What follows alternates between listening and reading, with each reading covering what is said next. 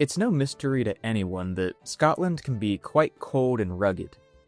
That said, it only makes sense that the food here is warm and hearty to balance it. And indeed, Scottish food may be some of the heaviest in the world. Food in the United Kingdom tends to have a bland reputation, but I don't think this is deserved, especially in Scotland. This is another shining example of Scotland's distinctive identity. The food is delicious, even if you're not aware of what it's made of. In today's episode of my Tastes of the World series, we're diving into the delicious foods I tried in Edinburgh that I feel like define the experience of the Scottish capital. Haggis. About to eat haggis for the first time, and I'm kind of scared. But I've eaten guinea pig before, so, how bad can it be, really? Haggis is a sheep's stomach, cooked in its own blood. But, at a cool little sports pub on the Royal Mile, I faced my American fears and I ate it. Doused in potatoes and gravy, haggis tastes like, well, potatoes and gravy. It has the consistency of ground beef, and honestly, I quite liked it. It does have a slight irony taste because, blood.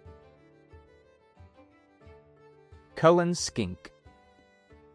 Now, this hearty and thick hot soup consists of leeks, potatoes, smoked haddock, and onions.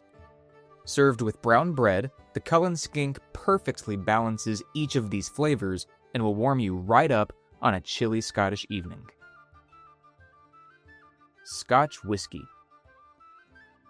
Speaking of things that'll warm you right up, whether it's in a pub or off the top shelf of your own kitchen collection, Scotch whiskey is delicious, smooth, and capable of turning the mistiest of days into a warm, sunny refuge. You can actually visit the Scotch Whiskey Museum, conveniently located right on the Royal Mile, which explores not only the process of creating this delicious and body-warming spirit, but also the differences in the flavor profiles from different parts of Scotland.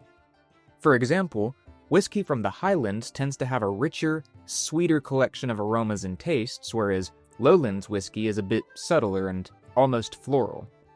It's a fun, immersive tour that culminates in a nice, sharp-tasting beverage from a region of your choice. I chose a pour from the Highlands because I, for one, don't shy away from a sweet-tasting whiskey. Black pudding. Now, a full Scottish breakfast includes baked beans, bacon, eggs, sausage, hash browns, toast, a little scone, and, of course, black pudding. Made from pork or beef blood, fat, and oats, this blood sausage is bitter, peppery, and has an almost grainy consistency, but it's still quite good. It's one of those foods where you're better off not thinking about it too hard while you enjoy it. Scotch pies. Scotch pies can be a quick pick-me-up, or, if you're willing to eat several like me, a full-on meal. These little flaky pies are filled with seasoned beef fat and are very warm, very hearty, and very filling. A common theme amongst Scottish food. I also realize I ate these in kind of a weird way, but they were delicious all the same. Scottish porridge. Porridge may seem like a pretty common component of breakfast just about anywhere, but Scottish oats are a bit different. Now, these oats are ground from oat groats rather than cut, and they're done right here in Scotland. Filled with seeds, fruits, and berries, this warm bowl of porridge is cozy and filling. A perfect pairing for a mug of coffee on a rainy morning.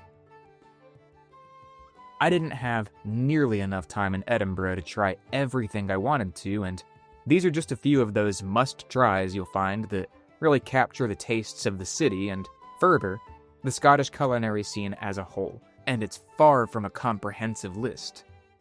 That said, share your favorites and recommendations that I missed for me and for one another in the comments below.